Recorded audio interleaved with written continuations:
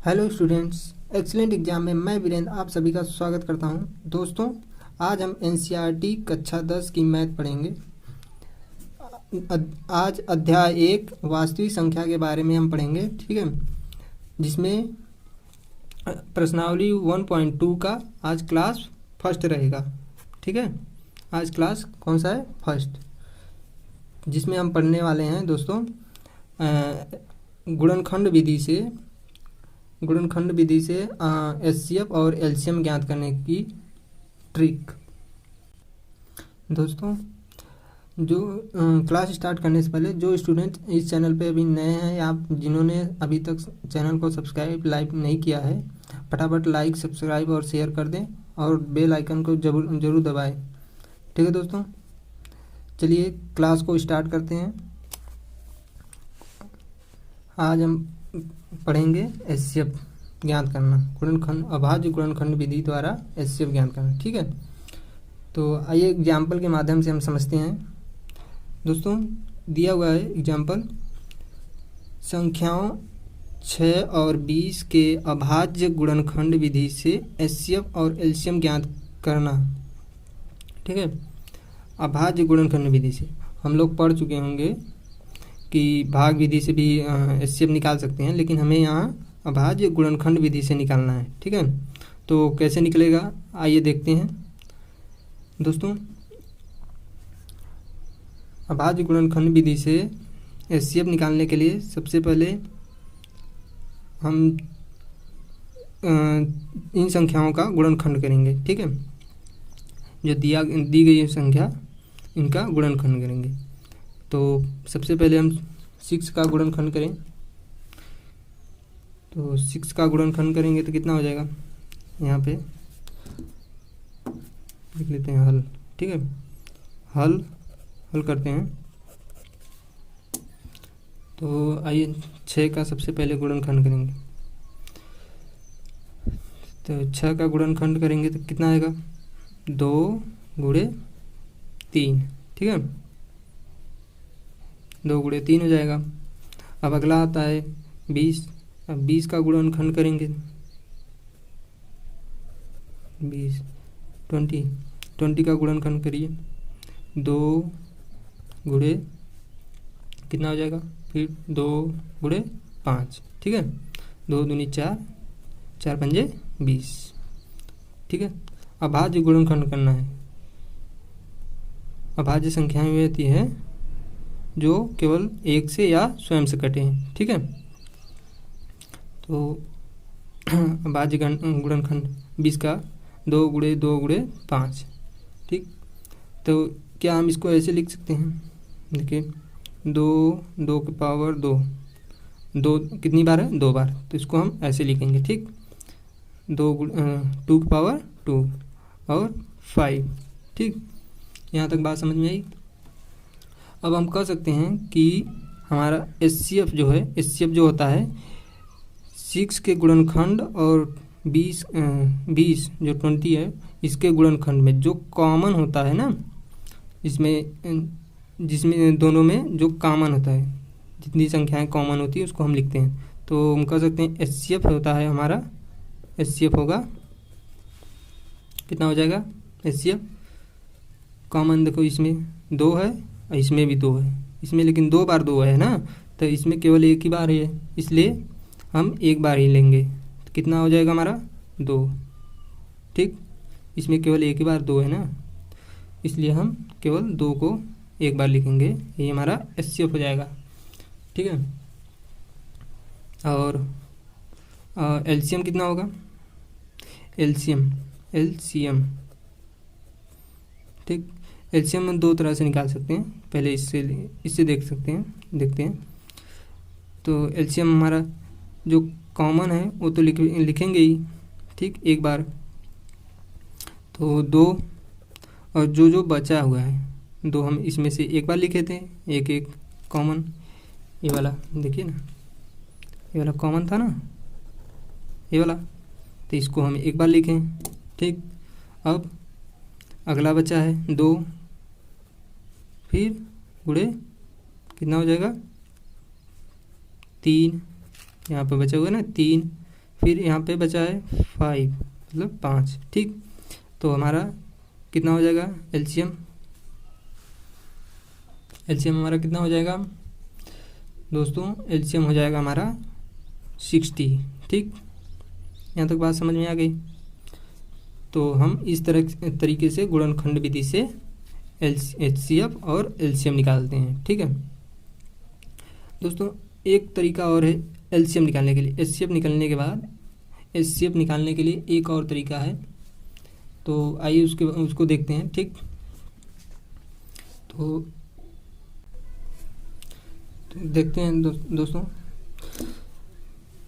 क्या कहता है। अगर दो संख्याएं दी होती हैं, ठीक है, दो संख्याएं दी होती है, तो हम अगर एचसीएफ और एचसीएफ ज्ञात कर लें, ठीक, तो एलसीएम कैसे निकालेंगे। मान लीजिए दो संख्या एचसीएफ कितना है, एचसीएफ 6 और 20 का, ठीक है, होता है एचसीएफ, फार्मूला होता है, ठीक, एचसीएफ 6 20 का एचसीएफ और गुणे एलसीएम किसका 6 और 20 का, ठीक है।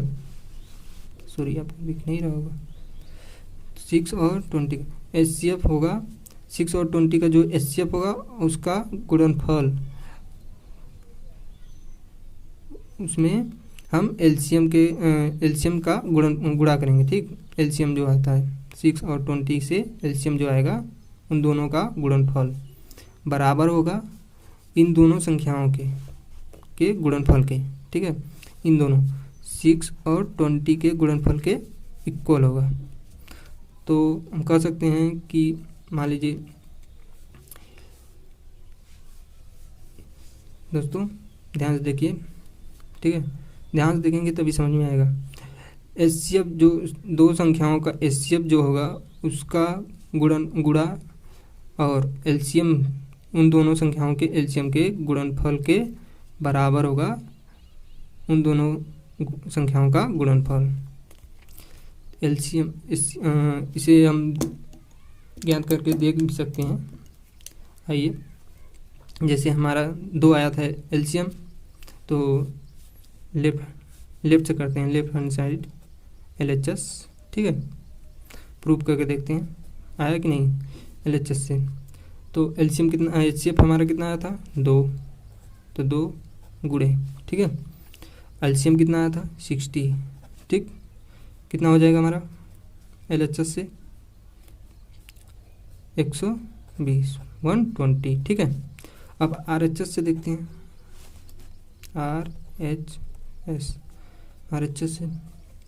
आरएचएस से कितना आएगा, तो हो गया 6 × 20 = 120 आरएचएस, यानी हमारा ये फार्मूला सही है, ठीक है, ये हम यूज करने वाले हैं, ठीक है दोस्तों। यहाँ तक बात समझ में आ गई। तो हम कह सकते हैं कि ठीक है, तो हम कह सकते हैं यदि किन्हीं दो संख्याओं, किन्हीं दो धनात्मक पूर्णांकों, ठीक है, धनात्मक पूर्णांकों ए एवं बी ए एवं बी के लिए एचसीएफ के लिए, ठीक है, फार्मूला ड्राइव कर रहे हैं, ठीक। किन्हीं दो धनात्मक पूर्णांकों ए एवं बी के लिए एचसीएफ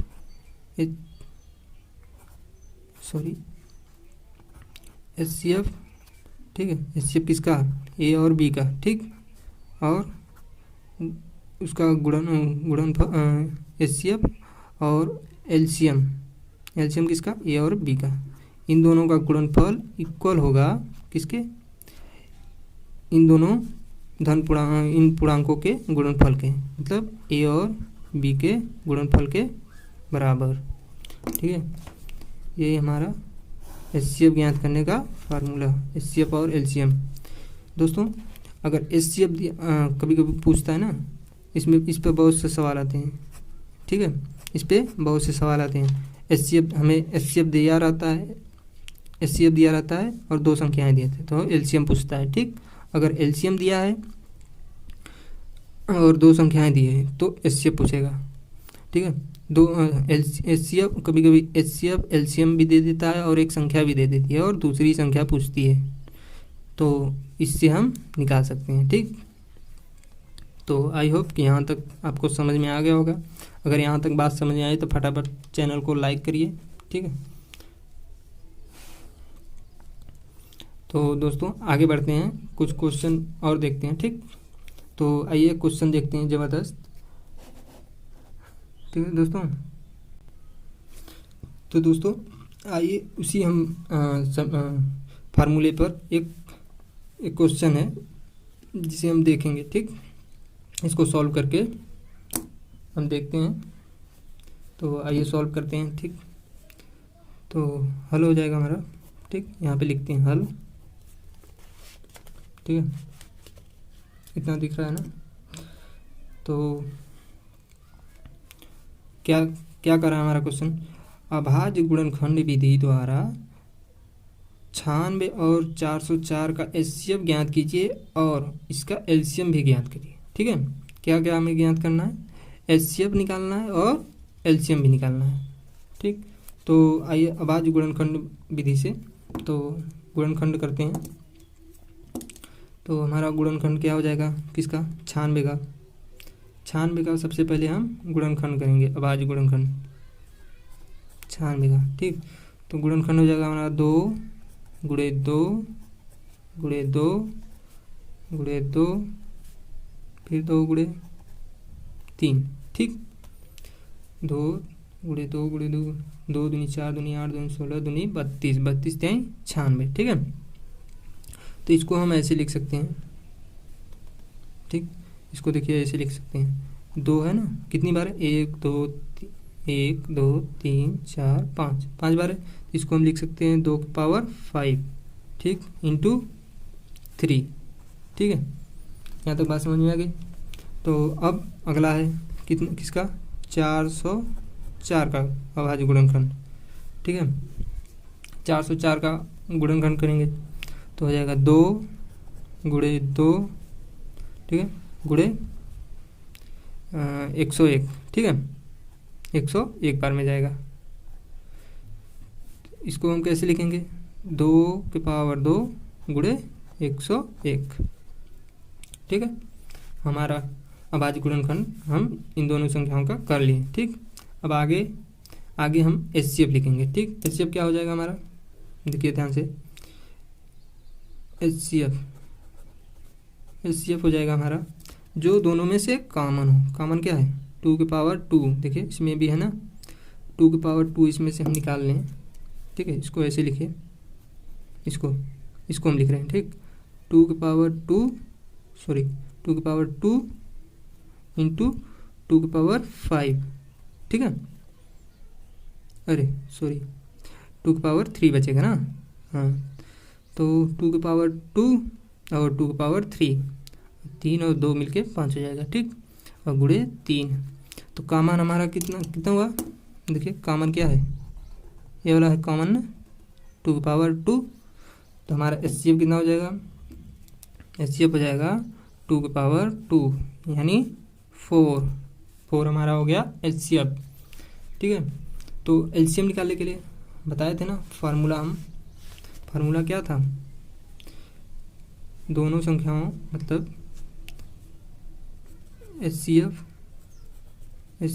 A और B का, ठीक है, गुणा होगा LCM में, A और B के LCM से गुणा इक्वल होगा A और B का गुणनफल, ठीक है। ये हमारा क्या था, फार्मूला था। तो इसका हम प्रयोग करके निकालने वाले हैं LCM पूछ रहा है ना, देखिए HCF ज्ञात करिए और इसका LCM भी ज्ञात करिए, ठीक। तो आइए LCM ज्ञात करते हैं। तो देखिए यहाँ पे एलसीएम निकालना है ना, तो एलसीएम को यहीं पे रहने दो, एलसीएम, ठीक। एलसीएम को एल से डिनोट करते हैं, इसको एलसीएम भी लिख सकते हैं, एलसीएम, ठीक। तो एलसीएम लिखते हैं, तो एलसीएम किसका है, 96 और किसका ज्ञात करना है हमें, 96 और 404 का, ठीक, 404 का। तो इसको हम यहीं पर रहने देंगे, इक्वल होगा ए और बी क्या है, 96 गुणे 404, ठीक है, बट्टे हो जाएगा हमारा, ये वाला नीचे आ जाएगा, ये वाला यहीं पे है, ठीक, ये वाला यहीं पे है और ये वाला हमारा इधर नीचे आ जाएगा। तो एचसीएफ हो जाएगा, एचसीएफ 96 और 404 का, ठीक, ऐसे ही लिखते हैं, ठीक। तो आगे क्या हो जाएगा, 96 गुणे 404 और एचसीएफ हमारा कितना आया था, एचसीएफ हमारा कितना आया था, 4, यहाँ पे देखिए ना 4 आया ना, तो 4 हमारा एचसीएफ नीचे हो जाएगा, ठीक। अब इसको हम इसमें भाग लगा के सॉल्व कर लेंगे, ठीक। तो हमारा एलसीएम आ जाएगा, एलसीएम 96 और 404 का एलसीएम कितना हो जाएगा, इसको सॉल्व करेंगे तो हो जाएगा हमारा 96 बार 96 और इसको काटेंगे 96 बार जाएगा ना, सॉरी 4 कम 4,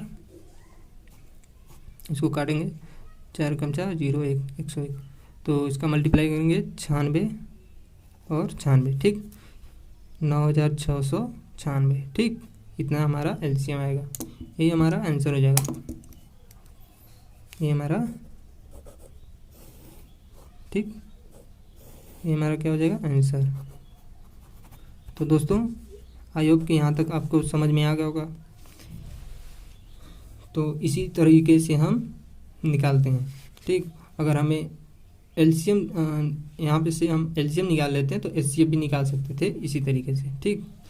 एलसीएम को इधर लेके चले जाते हैं और एचसीएफ को यहीं पे छोड़ देते हैं ना, एचसीएफ को यहीं पे छोड़ देते हैं और एलसीएम को इधर, यहाँ से हम एलसीएम निकालते हैं। तो इससे हमें आसानी से हम एचसीएफ निकाल लेंगे, ठीक। और ऐसे करने जाते हैं तो ऐसे तो हमें इसमें कॉमन वाला भी लेना पड़ता और जो बचा है उसको भी लेना पड़ता, फिर उसको हम मल्टीप्लाई करते हैं तो ज़्यादा लंबा बड़ा हो जाता। तो इस तरीके से हम निकाल लेते हैं, ठीक।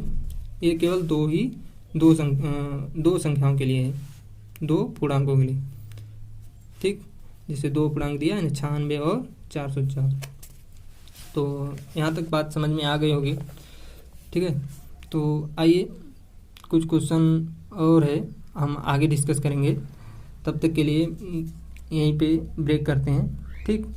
तो चैनल पे बने रहने के लिए और ऐसे ही क्वेश्चन को देखने के लिए हमारे चैनल को लाइक, सब्सक्राइब और शेयर करें अपने दोस्तों में। और क्वेश्चन में कहीं भी प्रॉब्लम या कोई भी दिक्कत आ रही है, डाउट आ रही है तो प्लीज़ कमेंट बॉक्स में कमेंट करके हमें बताइए और इसका सलूशन हम करेंगे, ठीक है। तो दोस्तों आज के लिए बस इतना है।